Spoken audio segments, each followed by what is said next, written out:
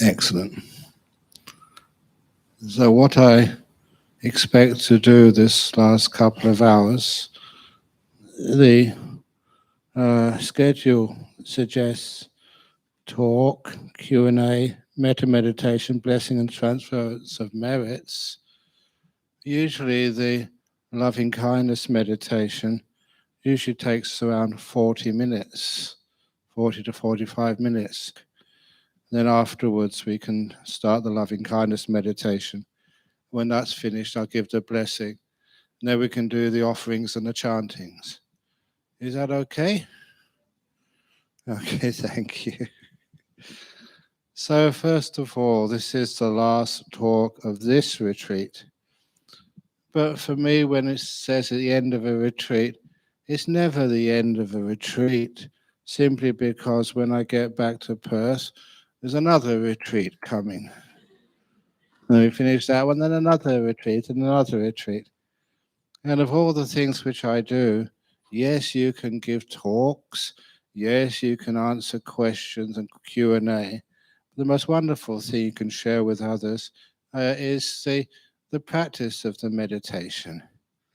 I sometimes wonder when I read about the time of the Buddha, like some people, not just monks and nuns, ordinary lay people, sometimes they will listen to the Buddha and they just give one or two amazing pieces of advice, maybe 2 or 3 lines. And they would take that advice and they go into the forest and meditate and become fully enlightened. Sometimes I think that we have too much information these days. But nevertheless, that's what we do here. And it's not just the information which I give you on these retreats. I'm wiser than that. You can get this information from many places, from YouTube, from books. But what I like to do is to reinforce that information and also just to make it personal by being up here talking to you live. And that manages to convey something much more than just the information itself. Actually seeing it, feeling it, hearing it, and experiencing it. And that's what I try and make sure that I convey here, that all these amazing states of meditation and wisdom are possible. Please excuse me sometimes when I say these things and I say that these things have been done, you've seen them being done. I'm not saying these things to impress you. I don't need to impress anybody anymore. Sometimes I feel that I should irritate you more, only for the reason why that I can have a nice peaceful life afterwards if you don't want to invite me back anymore. But no, you just can't do that. You're trying to do the best you possibly can, be calm, be kind, and inspire. Yes, it does give me more work, but at the end of the retreat, you look at all the people who are here, and some of them have done amazing stuff. If you haven't done amazing stuff on this retreat, don't worry, the paycheck is in the mail. In that story, the paycheck. Because I have so much confidence in this path, not just practicing it myself, but seeing other people practice it. And for some people, it's fast, some people, it's slow, but it always works eventually, simply because this is the nature of the body, the nature of the mind. You keep something still and it stops moving. That's just the water over there. That's just what it does. It's the laws of nature.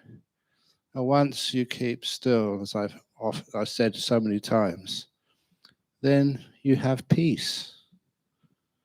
Once that peace is there, then that becomes a delicious peace, a beautiful peace, a very happy peace.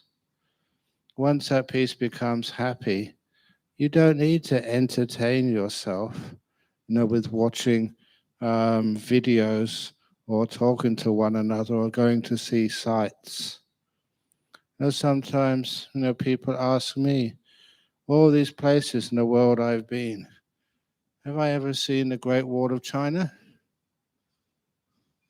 No. We have a wall outside Bodhinyana Monastery. That's big enough. Have you ever seen Niagara Falls.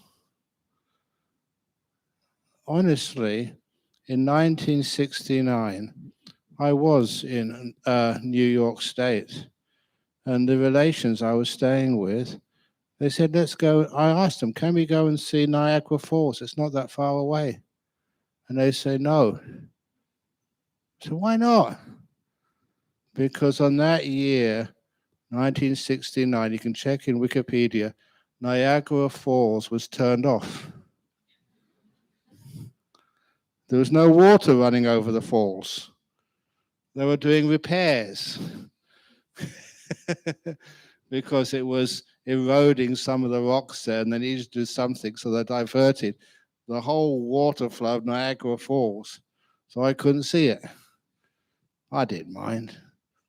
Even when I've been to many interesting places. Okay, I confess, I went to Las Vegas once. You know what I did there? I'm sorry, I can't say. What happens in Vegas stays in Vegas. No, I was just honestly giving some support, some lectures in Buddhism, a mini retreat to a doctor who had her own cancer and whose brother died. And I gave her some support. I never saw that. They called it the Strip. And I said, look, what do I want to go and see a gambling casinos for? I'm a monk. And they said, oh, we'll go and take you to see the Grand Canyon. What do I want to see that for? It's amazing that I sometimes rebel against what other people want to do. I'm a monk. What I want to do is have a nice quiet place and be peaceful. Sometimes that surprises people, that you go, really close to these so-called things which people have on their bucket list. I don't have a bucket list. I don't have a bucket to put a list in. So in other words, I try and keep my life simple and peaceful. But what I like to look at is at the end of the retreat, the people who've been meditating here, look in their eyes and just understand what they have experienced here, what peace, what joy, what insights they have. Because I know that's always going to be so much more valuable than seeing these so-called sights of the world. And because, one day, that's why I think the first time I came, one of the first times I came to Hong Kong, Kelly and her husband took me up to see the big Buddha on the top of the mountain over there somewhere. Imagine, huge Buddha statue. Did I see it? No, it's all cloudy. Couldn't see it at all. Doesn't matter, I can see a photograph of it, that's good enough. But never mind, what was really important, honestly, I don't know if I confessed this to you, Kelly, I went to see that to make you and Daniel happy. I didn't mind, see it or not see it, because they wanted to do something. So a lot of the time that you find peacefulness, calmness, stillness is the most important thing. And hopefully you've tasted some of that stillness, maybe only for a second or just for a flash of it, or get some intuition? No, intuition of what that stillness is and how satisfying it can be. It's like peace at last. I was always concerned that in the culture in which I grew up in UK, the only people who could rest in peace were found in the cemetery. It's a bit late to find peace when you're dead. So I thought I'd always wanted to find peace while I was still alive, so I could enjoy it to the max. And year after year, you go to many, many places in this world. You don't find peace outside. You find peace inside your body and mind. And the weird thing is, you don't have to be healthy. You don't need to be fit to find very deep peace. One of the experiences which I did have in my life as a monk in the northeast Thailand, where I did my basic training, that once I developed a very bad fever, had to be hospitalized for about 4 or 5 weeks. I never knew what that fever was at the time. We found out later on it was called scrub typhus. The reason we did not know, because officially, according to the health department in Bangkok, there was no scrub typhus in that area of Thailand. There was only one enterprising doctor who saw one case after another, including me. And he said, "This looks like scrub typhus." And Bangkok said, "There is no scrub typhus, but it looks like it." No, it can't be. And so eventually managed to convince the health authorities to do some tests in that forest. And sure enough, they found this little mite, this little insect which lived in the forest. And if it bit you, often you get the scrub typhus virus. Only once, after one infection, you become immune. But only the Westerners would get that scrub typhus. The locals had immunity over many generations. That's why they thought it wasn't there.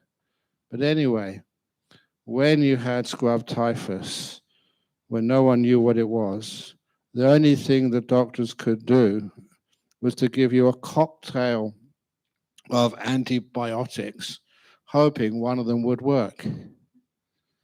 Now that might sound to you very benign, but the nurses who gave you those cocktail of antibiotics, it was twice a day in the backside, and those needles, those were the days where you would always recycle the needles. You know, you would boil them or something to try and sterilize them. But, you know, this was a very poor part of the world. And Thailand was a third world country when I first went there. And the northeast of Thailand, that was the backwoods of Thailand. And in the monks' ward of the hospital, that was the backwoods of the backwoods. They always thought that these monks were tough, you know, they could endure pain. So we had the last of the needles. And sometimes, you know, you obviously had to, you know, to lift up your sabong at the back so the nurse could inject. So, you know, they saw your backside. But don't worry, those nurses in the monks' ward in Thailand at that time, they were not attractive at all. They were middle-aged and as strong as water buffaloes. And I'm not exaggerating. It's not putting down the women. They needed to be strong because they never injected me. They stabbed you. The needles were so blunt. You know, they were recycled many times. They tried to get the most out of them they possibly could because they couldn't afford new ones. They're really blunt. And when you have about, you know, a few days of those in your backside, oh, your backside really hurts. It was like going to the headmaster. The nurse came in, whack, bang. And that was really unpleasant. I was only a young monk at the time. Being a young monk, you would always try and do chanting every day. Loving kindness. May all beings be happy and well. But I made exceptions. But not those nurses. They were really painful. But anyway, after 3 or 4 weeks of a very heavy fever, you do feel extremely exhausted. It's the most exhausted I've ever been in my life. To go to the toilet, there's no toilet pans, no one to help you.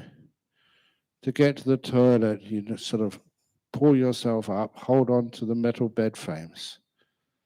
work yourself to the end of the bed, and then lurch to the next bed. Get your energy back up again and go to the next bed. The monks with the best karma had their beds closest to the toilet. They didn't have to travel so far. So once a day, that was enough. It exhausted you. And anyhow, I remember just the reason I'm telling this story, because one afternoon, sometimes you know what it's like when you're really sick and no one knows what's going on and you're feeling really low energy. Once I got called it negative. And I thought, this is really awful. Nothing's working. Nothing's actually suppressing the fever at all.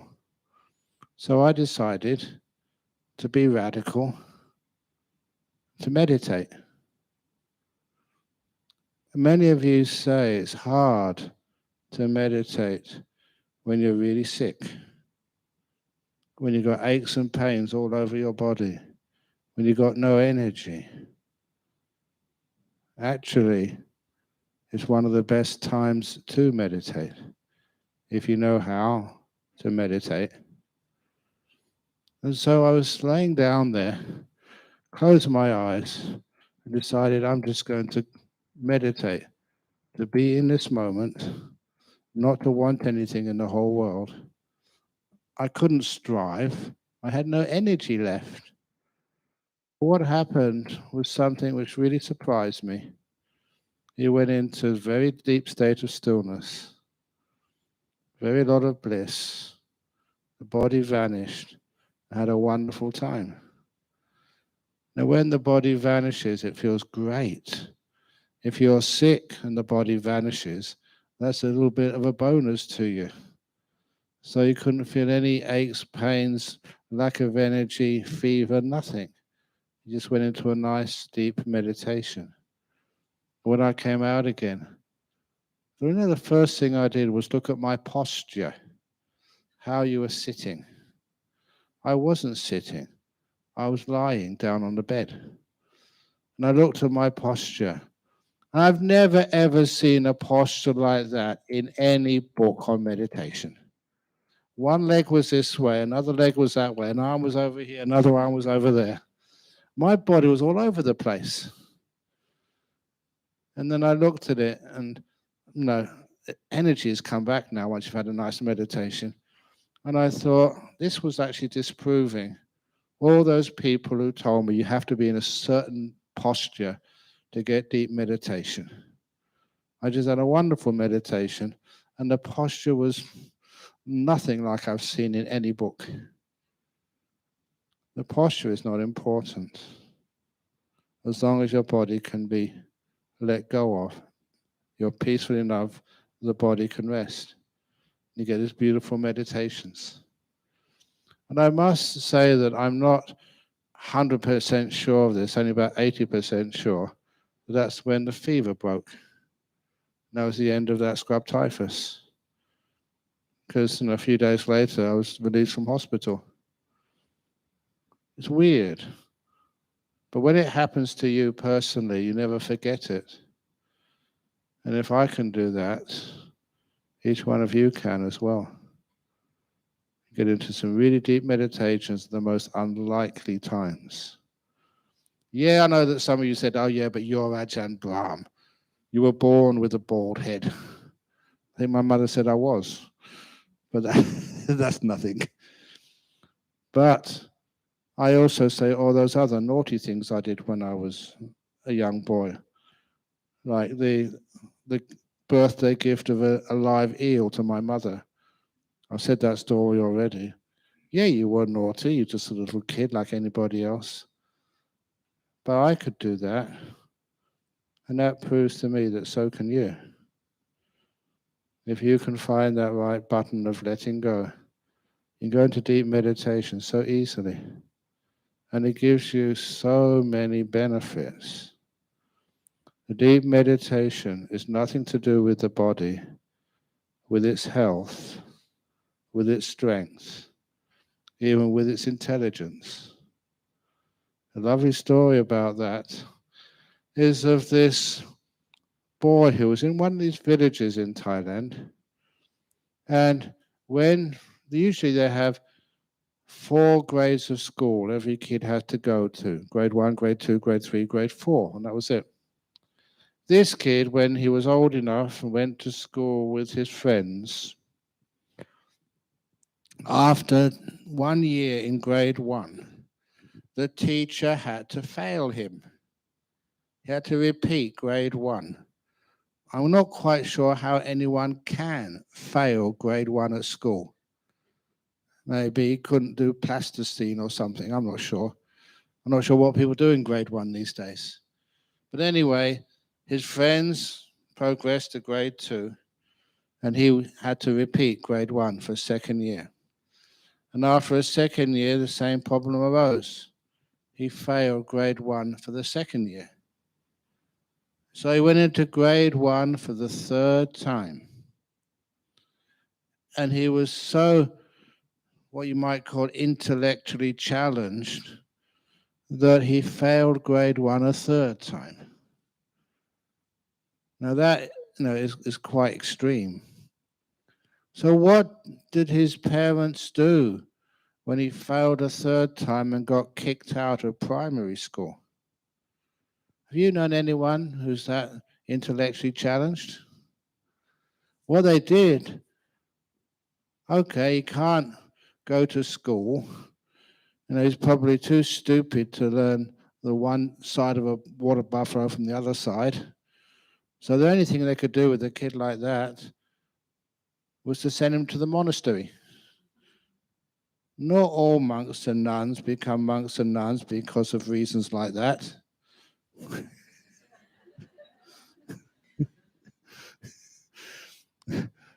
But anyway, in the monastery, apparently, the head monk was really, really kind and so patient. He spent hours teaching this young boy how to do simple chanting, like Namo Tassa. And he would be in front of this boy for hours. Namo. What's the second one? Mo. Oh yeah, Mo. Na. He was so difficult to learn anything. He eventually could say Namo, then had to go to Tassa. That took another couple of months. He was so hard to teach or to train that eventually the habit of this temple in Thailand, a village temple, was also just fed up with him. And there was only one other place to send this young man: Forest Monastery. That's where I came from. And at the forest monasteries, you don't have to chant that much. But what you have to do is know how to meditate. And this young boy, he couldn't do much chanting. But when the teacher told him just to close your eyes and watch your breath go in, go out, he could do that so easily. He soon got into very deep meditations, and he became one of the enlightened monks in Thailand. And all monks have to do chanting sometimes. And the way he could chant, because he became fully enlightened, he could also remember his previous lives. In one of those previous lives, he was a monk. And he said he would access that previous life to remember the chanting. In this life, he just couldn't learn. So if you know anybody who is really hard to remember anything at school, I can make use of him. Or her, whatever. In other words, his mind was so simple. It was so easy to meditate. As for you, you have harder time to meditate. Why is that? because of the Hong Kong education system. They've taught you how to think, and they forgot to teach you how to be still. I shouldn't really criticize the Hong Kong education system, should I? But do you ever remember, I kind of remember, sometimes, you were a little student at school and they'd ask you, what do you think of that? And I say, nothing. If that was in a monastery, Freddie, what do you think of that? And Freddie said, nothing. I say, well done. But if you say that at school, people think you're stupid. What is better, thinking or knowing? A lot of time when we're thinking, we're just repeating other people's knowledge. When we put that aside, and we can see things for what they really are, not what they're supposed to be. And it's amazing just the new insights and understandings we have. That was one thing which I did learn from going to university and studying the weird stuff, like quantum physics or special relativity, all that sort of stuff. It made it that this was actually how the world was. But it was hard for me to understand it. It didn't look like that. This is how it was. Just like, Freddie, you could disappear from here in an instant and appear in Jhana Grove just like that. That's a possibility. And it's not breaking any laws of science. It's very unlikely, but it's possible. Does that make any sense to you? When I first heard it, this is crazy stuff. What lecture have I got, to teach me physics? I think that was Professor Sharma. That was Stephen Hawking's teacher. So the guy had cred.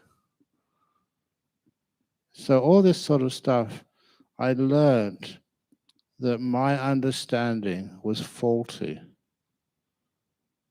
That my way of looking at this world was actually needed to be expanded and changed and altered to fit with science, which had been experimented on so many times, you could trust it. So much of this world, we assume we know what's going on, but we don't. So because of that, it made me just open up to the wonderful part of what you can experience in meditation, the weird stuff. And I don't know, to this day, I love weird stuff. I know you're busy on that computer over there. I know you had some trouble recording some of those talks earlier. But I also know this great story of one of the monks. I won't say his name because he's still alive. But he went to visit one of my friends in San Francisco. And when the monk in San Francisco received him at the airport, of course, he had to check his passport. This is time of Homeland Security. A time when, if you haven't got your passport and visas in order, you could be arrested. So he checked his passport. It was valid, the visa. When he looked at this monk's visa, the receiving monk was shocked.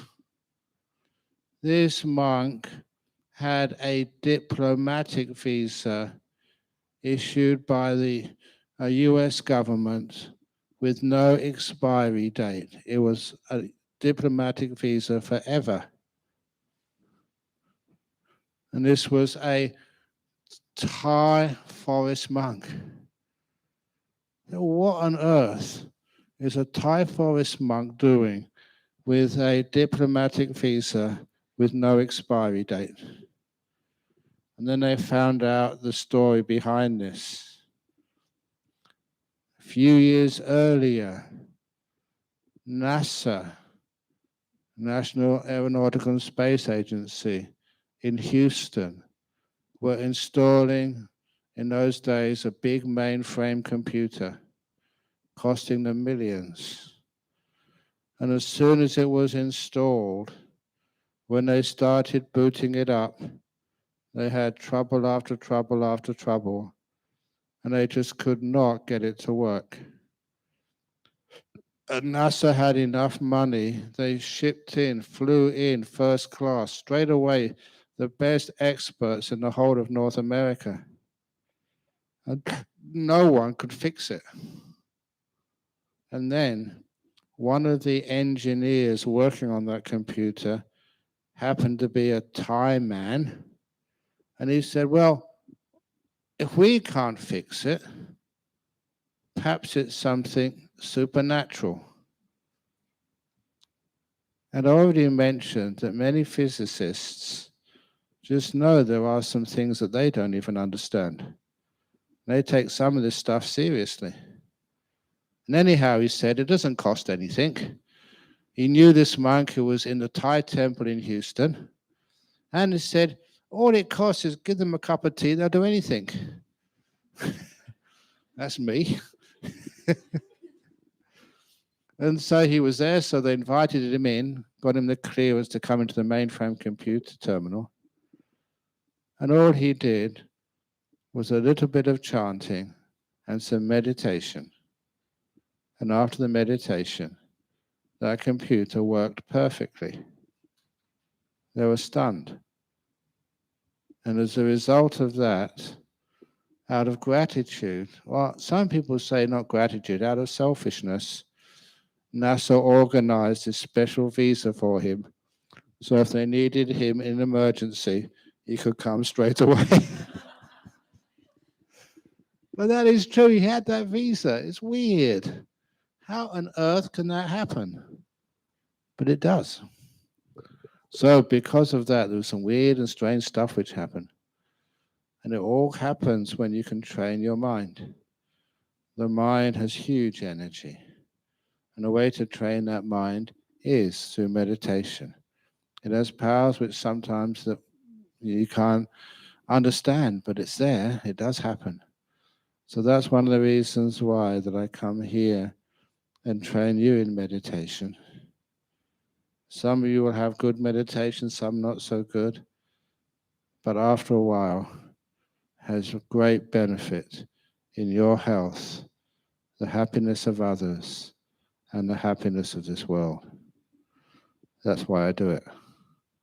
So anyhow, all the meditation we've done, it's not finished. You may think, oh, the retreat's going to be over in an hour and a half. Retreats are never over, I say. Sometimes you'll be in your home and you decide to do a little bit of meditation, you've got nothing else to do. And you will never expect when the really beautiful meditations happen. A lot of times you'll be just sitting there, think, oh, I've just got half an hour to kill. And you sit down there, and the mind becomes so peaceful, so still. It surprises you, but it happens. And you find your health improves enormously. I don't know how many people had cancers. I'll tell this one story, a quick one. This was a guy called George. He was a Cockney from the East End of London. When he would come to Bodhinyana Monastery, I was the only monk who could understand him. He spoke with such a thick Cockney accent that I knew what he was saying. No one else did. But anyway, the reason he came, he had very bad cancer, lung cancer. And the second last time when he went to see his doctor, the doctor told him the cancer is throughout all the lobes of your lung. He was a heavy smoker. In those days, that's just what people did. I never knew how dangerous it was. So the cancer's all over you. So we cannot do surgery. We'll have to take out 100% of your lungs. You'll die. We can do chemotherapy. We can do radiation therapy. But look, your cancer is so far advanced, all it will ever do, this treatment, was actually extend your life by maybe 2 months, 3 months maybe. But if you want, we'll do that for you. And he said he'll go back and talk it over with his wife, which he did. 1 week later, he came back and he'd already decided, just let nature take its course. He's going to die anyway. Why just try and extend it by 2 or 3 months, in a very expensive and painful treatment? That's what he was decided to say. But the doctor insisted they do another X-ray. These were those days they would X-ray your lungs. So they X-rayed his lungs, and he went to see the doctor to tell his decision, just let nature take its course. He's going to die. He was prepared. And the doctor, he said, was looking at the new X-ray, shaking his head. And George told me that he thought, oh my goodness, the cancer's got worse. I won't have 2 or 3 months, maybe 2 or 3 weeks. I don't know if you've heard about that guy who had cancer. Doctor said, very advanced, how long do I have to live? And the doctor said 10. And the patient said, 10 what? Days, months, years? 9, 8, 7, 6, 5, 4, 3. That's a joke.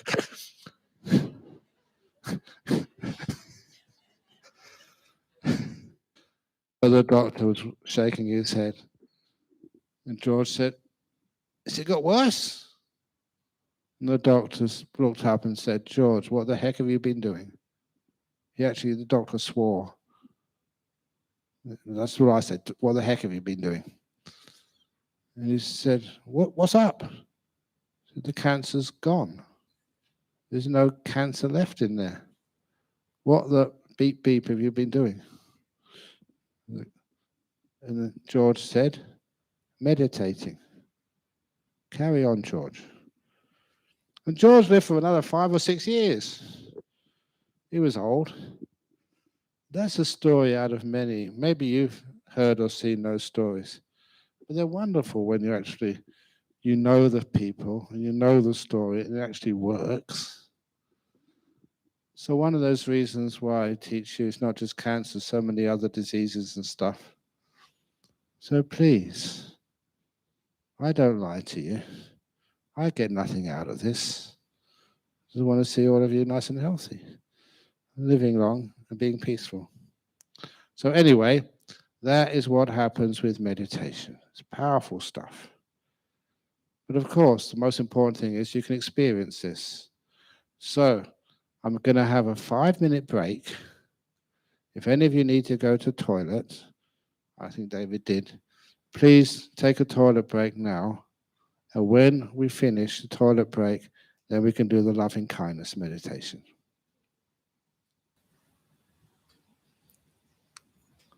Great. So please take a seat and sit comfortably.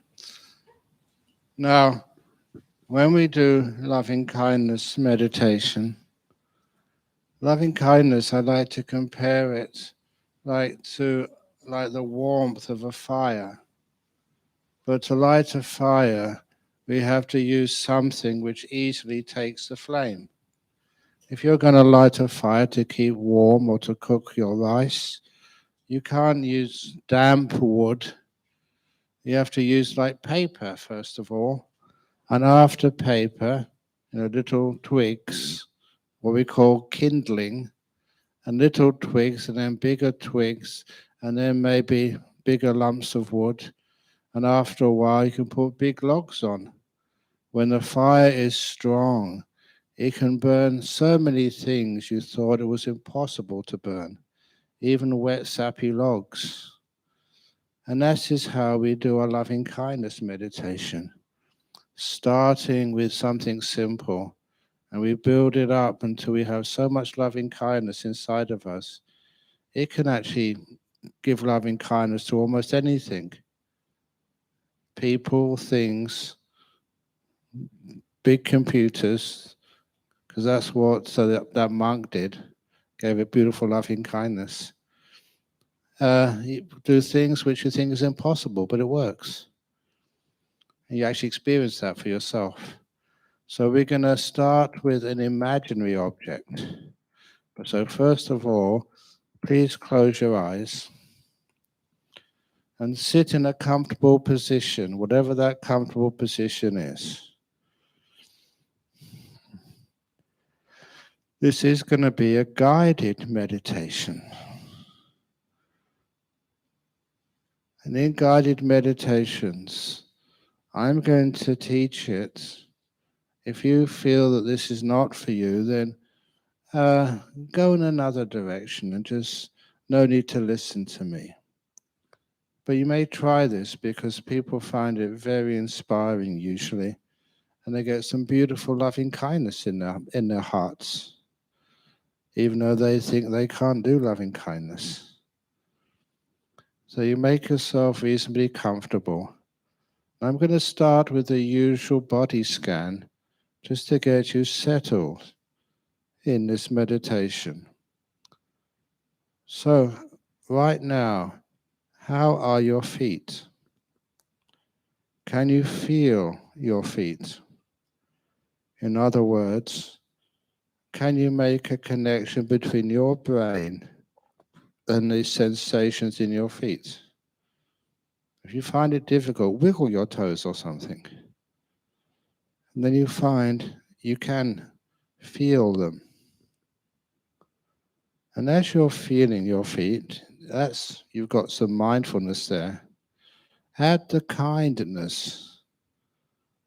So the experience is not just mindfulness, but kindfulness. The kindness is there too. When you do that, you'll probably find, like I just did, I just adjusted my feet because they weren't comfortable enough. So with kindfulness, I've adjusted my feet. I still can experience their sensations, and they do feel much more comfortable. And I move from my feet to my lower legs, including the ankles. I'm checking in, lower legs from the ankles to the knees.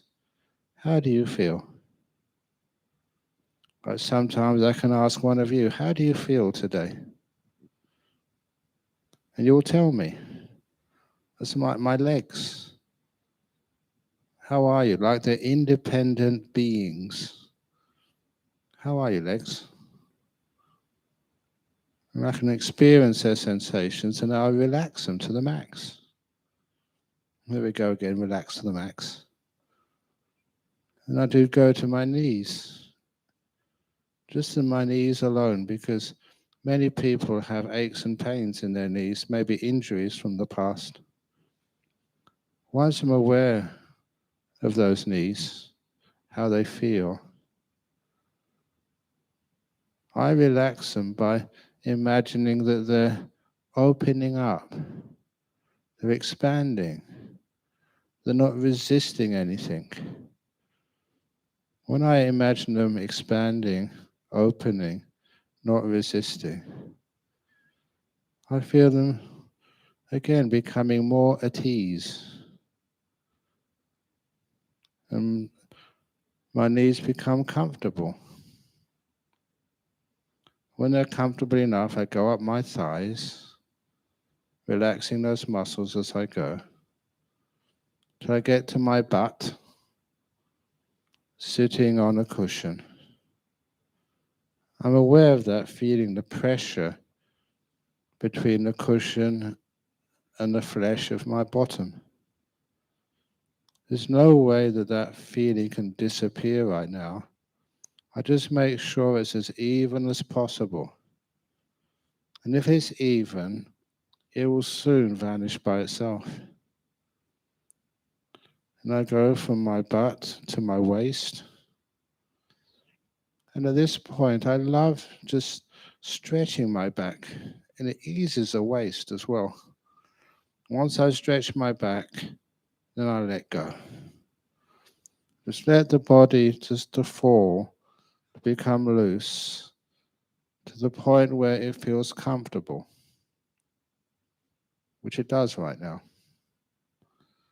And then I go inside my body, especially to the lowest parts of my torso, which is the intestines and the colon.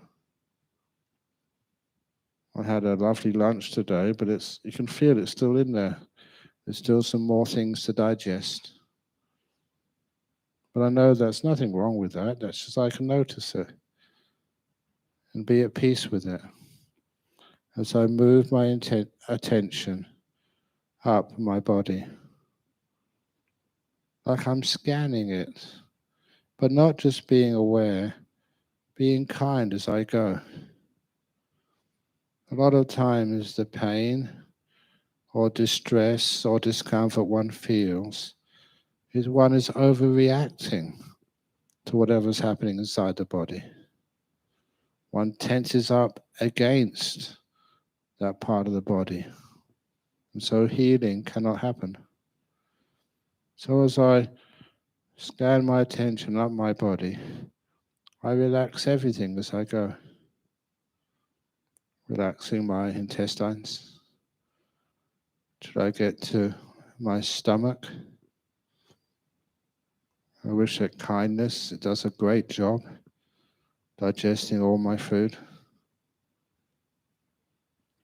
Past my stomach to my lungs.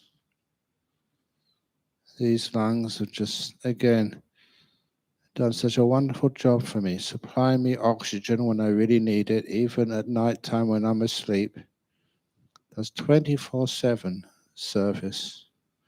Never let me down once. And sometimes when I do my breath meditation, these lungs become so comfortable. I work with them rather than trying to train them. They're my friend. And from my lungs to my heart.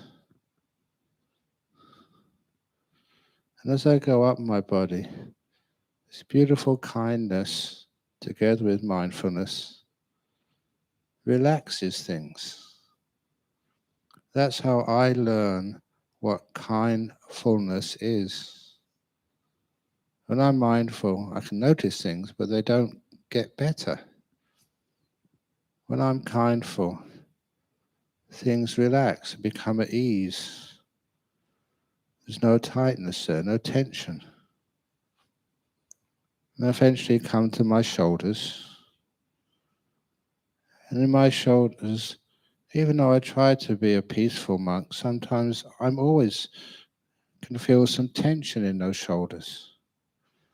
I imagine that those two groups of muscles on either side of my spine are being stretched, being pulled apart.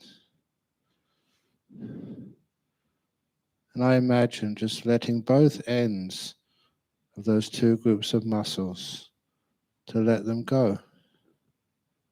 Release them. And my muscles just relax.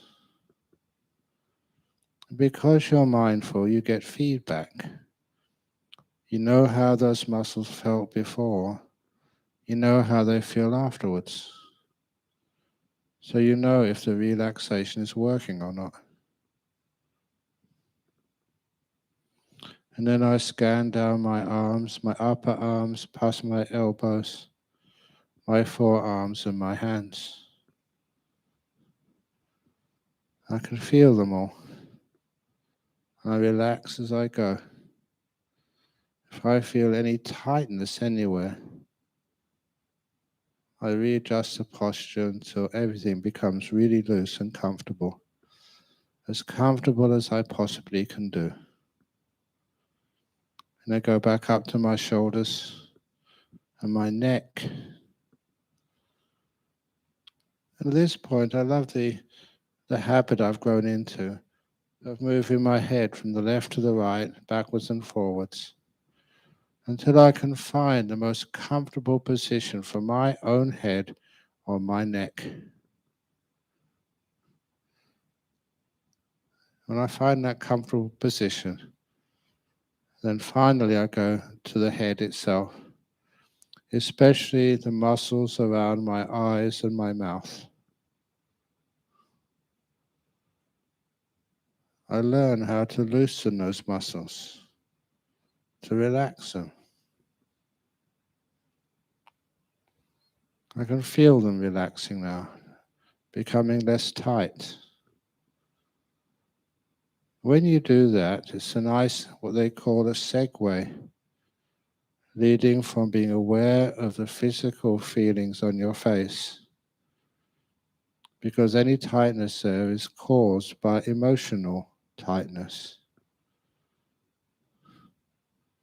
So once I relax those muscles, emotions like fear, anxiety, anger, whatever, they also loosen off. And last, I look at my whole body, like I join everything together from my toes to my head and down my arms, checking everything and noticing that I've relaxed my whole body.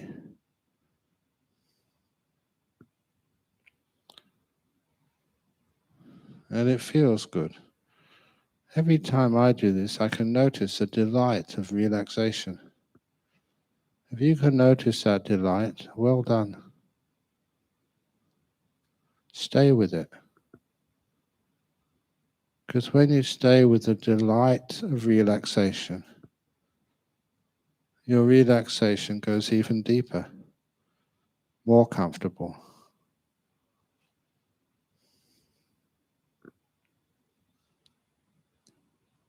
Now this is just the beginning. My body is now comfortable enough to do the Metta meditation. As I mentioned at the beginning, I choose something for me which easily receives the warmth, the flame of loving kindness. I love little kittens, cats. So I imagine walking down the street, say somewhere in Hong Kong. You may imagine another animal, but I imagine just walking down the street somewhere here in Hong Kong and hearing this sound which is painful, a sound which is expressing some hope as well. I'm a monk, I do have kindness. So I listen to that cry, that wail, and I go towards it. And I soon realize that's the cry of a little kitten who's been abandoned. It's got no mother, no one to protect it, no one to look after it or give it food. And I see it hiding in a little dark corner. When it sees me and notices I can see it, it pulls its body deeper into that corner, into that darkness. It's afraid, but it still keeps on making this sound, which I realize is the sound of somebody really suffering, who's been hurt many times. It's just hoping this one time this white monk maybe could be its friend. I can still see its eyes. Everything else is dark. And looking at its eyes, I give it as much loving kindness as I possibly can generate. Dear little being, the door of my heart will always be open to you. I will never harm you, hurt you, but it will be my joy to adopt you, to feed you, look after you, care for you. I have lots and lots and lots of food. I can share some of it with you. But please know, it's impossible for me to harm you. And I overemphasize that because I know that that little kitten has probably trusted people in the past and been so badly hurt by them. When you trust somebody so much you relax and they hurt you very deeply and painfully. You know how that feels. Little kitten, I will never harm you. I'm a monk. And I see this little kitten in its eyes. I might be just imagining this, I don't mind. It's got a little bit of hope and trust coming up. So I extend my hand towards it. As my fingers come closer to its face, I see it draw back. It's not sure of me. It doesn't know me. Little kitten, I care for you. I really do care. Please give me the privilege of looking after you, of caring for you, feeding you, protecting you.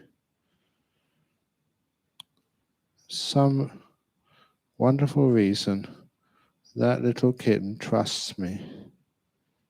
As I extend my hand closer to it, it actually lets me touch her. As I touch this little kitten's skin or fur, the first thing I notice is just how dirty that fur is. I can feel that it's got clots of blood on it.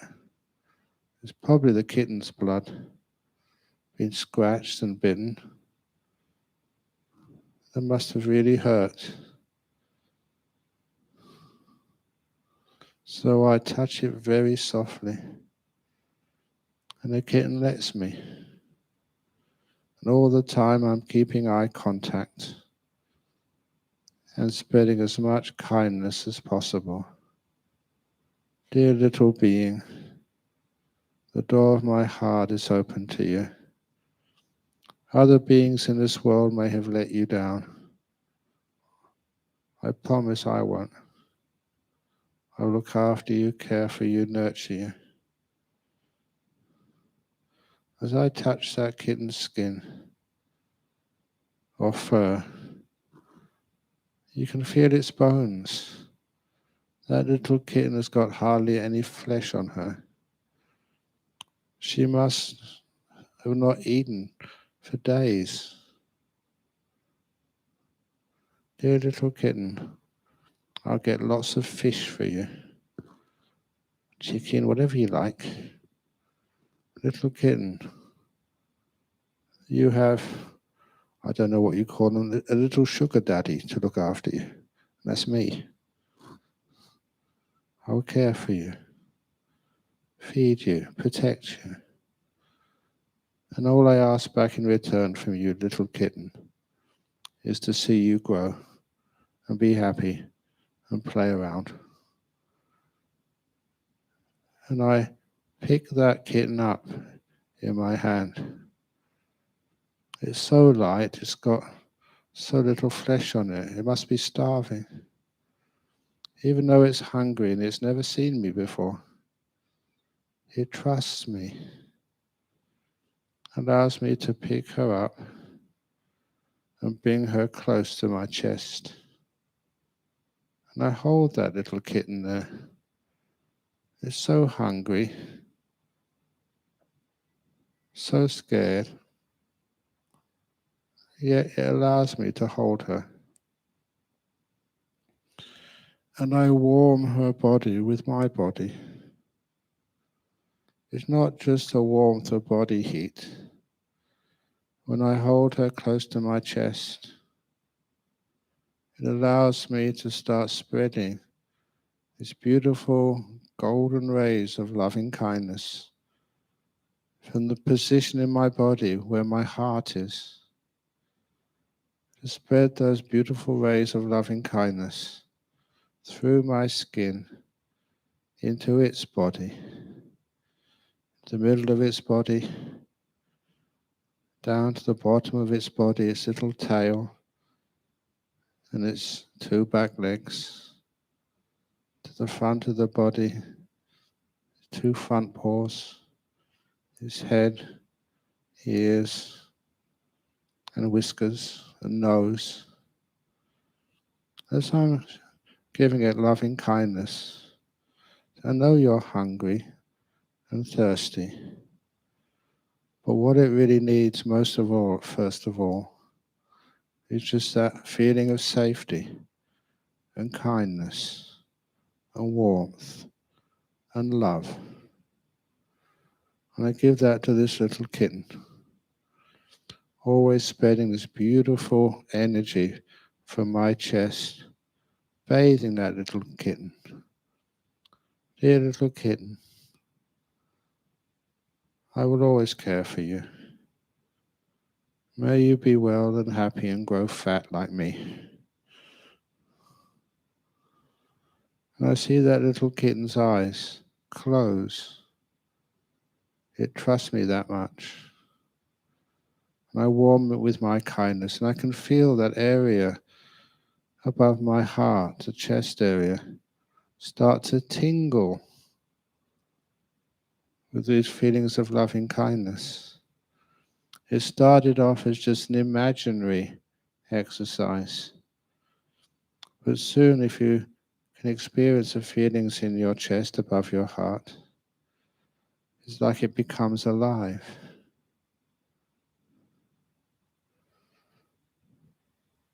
I put that little kitten down with a big glass of, or rather saucer of milk in front. Whenever it wants to wake up, it can have something to drink and eat. But now I change the image from the imaginary little kitten to a person I know who is sick, who also is so much like that little vulnerable kitten. Little animals need love to survive the first days and weeks of life. And each one of us also need love to survive the difficulties, the tensions and disappointment of our life. So imagine somebody right now, a close friend.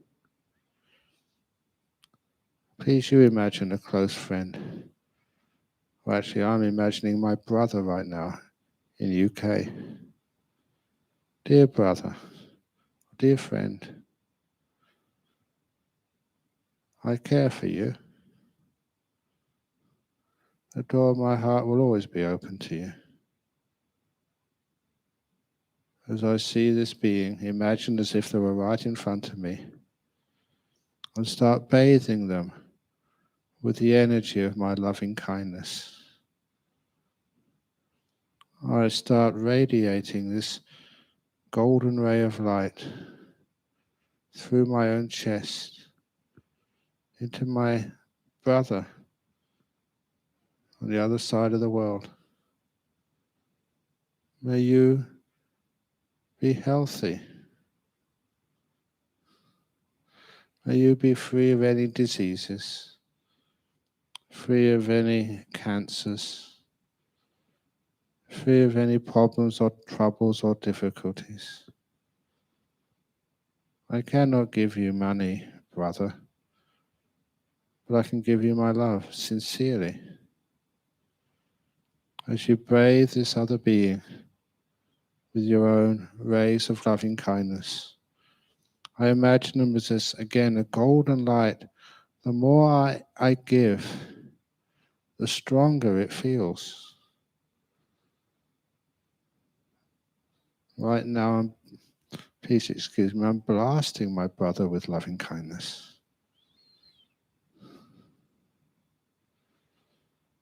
And I can feel the sensation in my chest. Whoever is your closest friend or relation, they may be healthy, they may be sick, doesn't matter. They still need your kindness, your care.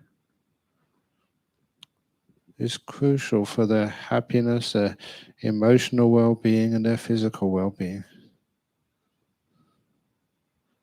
So spread that loving kindness up to their heads, their ears, to my brother's bald head. He lost his hair. I have to keep on shaving. Unfair.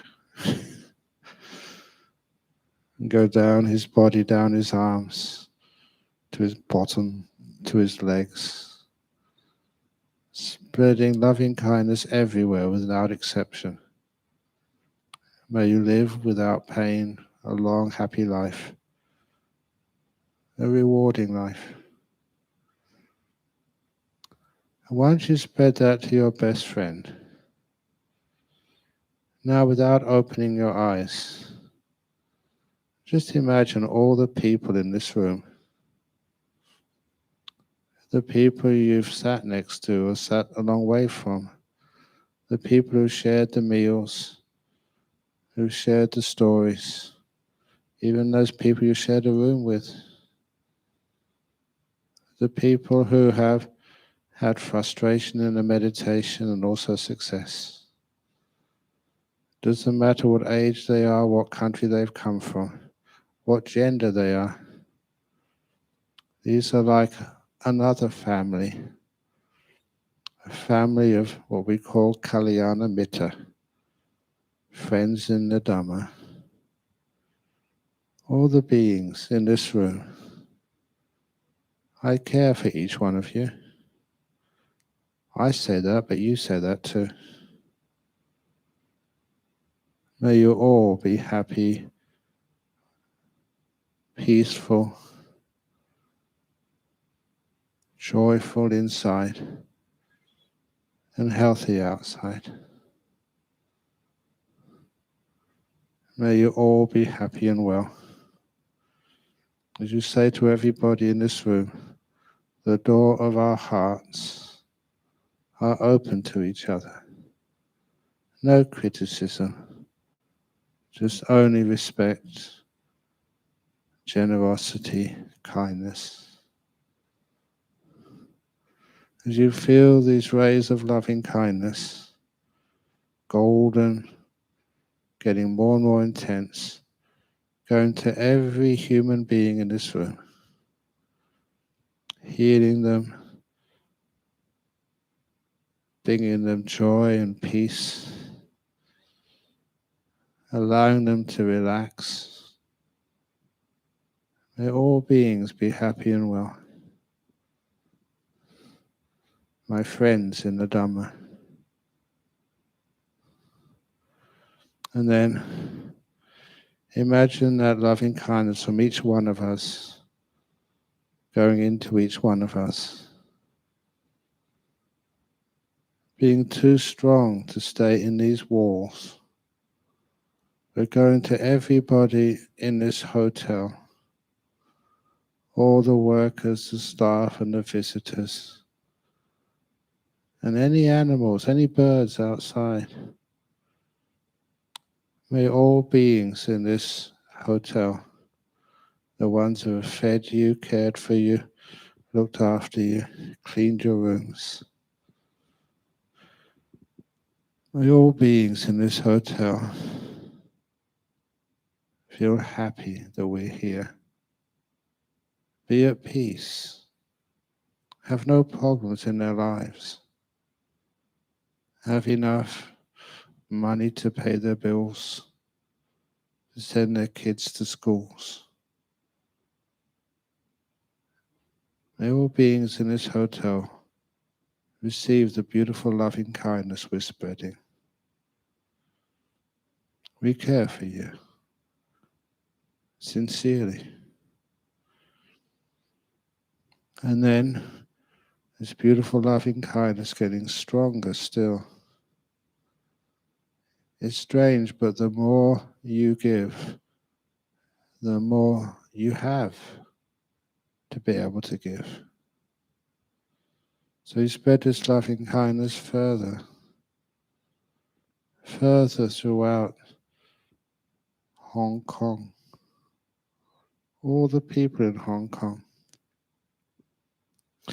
all the animals here in Hong Kong, the birds in the sky, the beings underground, all people, whether they may be prisoners in jail or officers looking after those prisoners in jail, their parents, their sisters, their lovers, everybody you know in this state of Hong Kong. May all beings know that you're cared for in this moment. You're not alone. May you all feel and receive my loving kindness. This energy of healing and peace. All your friends here or all your friends overseas. May all beings in Hong Kong be at peace and happy. Soon their energy gets so strong, you can send it to the mainland of China, to all these billions of people over there. Some people you may disagree with, but that doesn't matter. Not when it comes to loving kindness. May all beings be happy and well. All animals and birds in the sky and even insects flying through the air, animals in the ground. May all beings be at peace. When you receive our love and kindness, that makes you a better human being. But not just mainland China, to the whole world. I'm spreading that loving kindness now down to Taiwan, Japan, Korea, down to Vietnam, down over to Thailand and Laos, and Burma, and Malaysia and Singapore. Like I'm expanding the loving kindness, and when you expand it never gets dilute. It gets even more intense. May all beings be happy and well.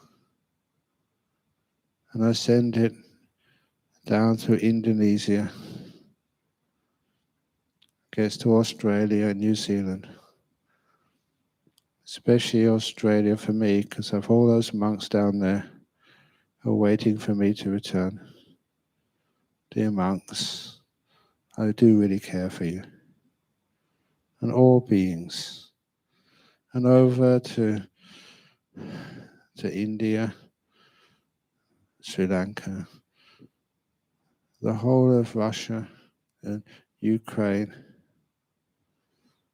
the whole of Europe and Africa.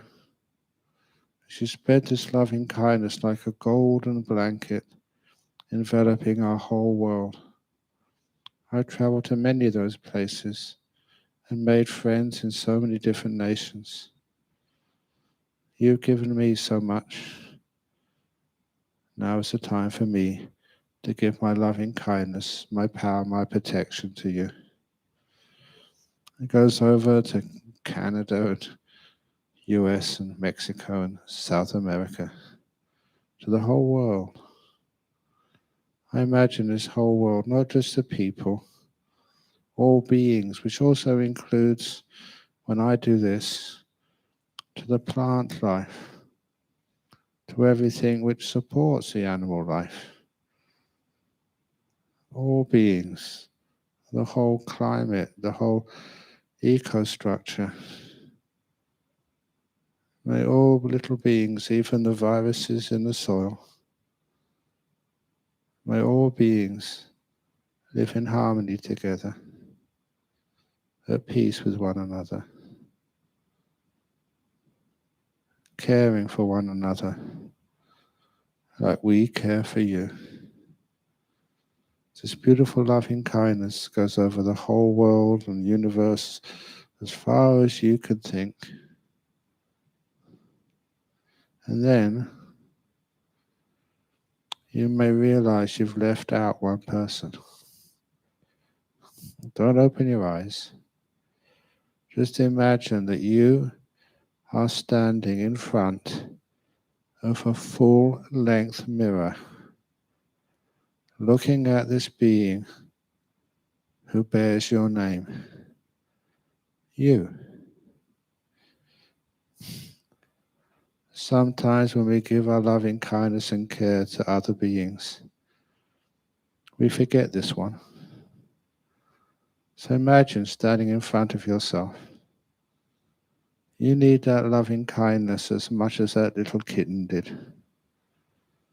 Without being kind and caring for you, yourself, you find that you are so afraid of others.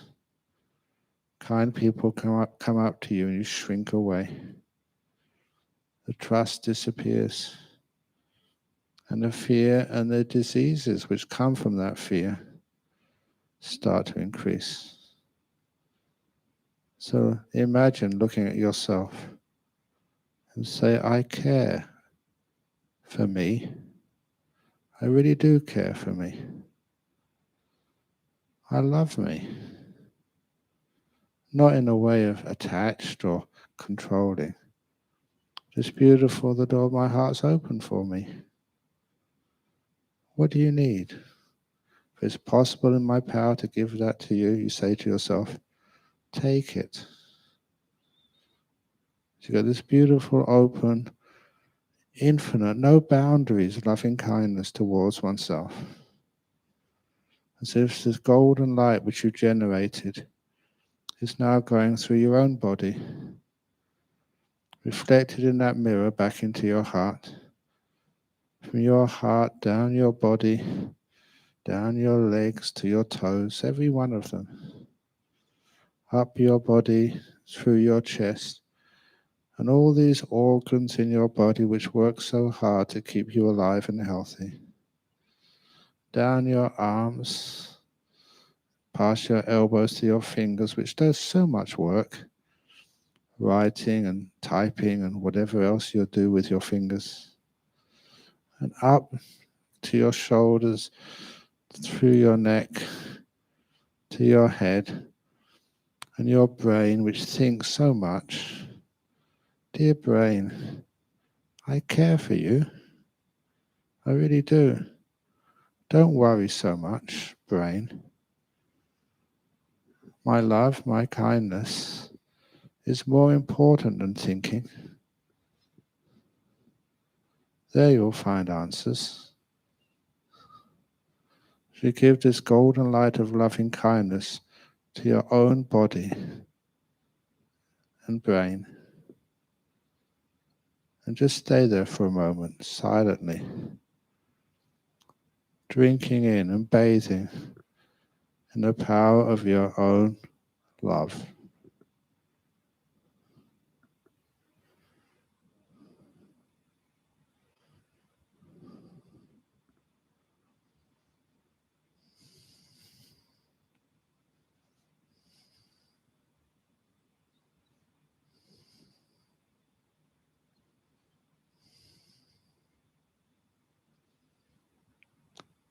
And of course, soon it comes time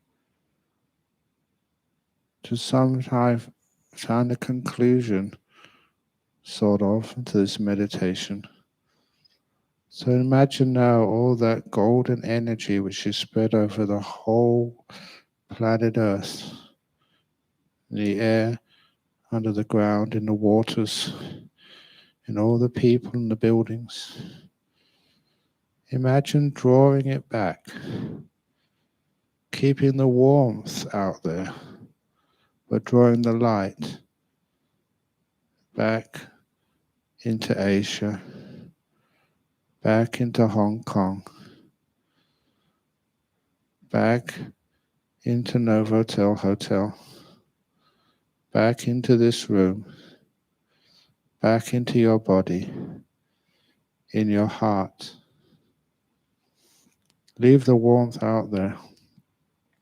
Bring the light back in. And imagine your heart just like an open white lotus. And this incandescent ball of loving kindness energy hovering above the open white lotus. And then imagine that lotus gently closing in over that ball of loving kindness as a seed to be used at another time, another place, whenever you feel necessary. Keep your eyes closed as I give the final blessing.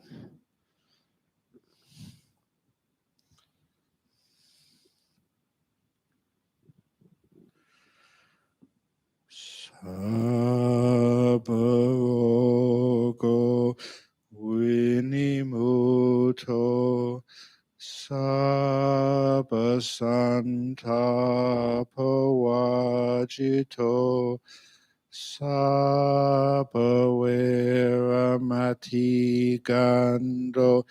niputo chatuangbawa sabitio viva chantu sabbarogo vinasatu mate bhavan vantarayo sukhiti gayugo bhava Apiwadan hasilitsa nichak Utapachalino Chataro Dhammawatanti Ayuano Sukhang Balang.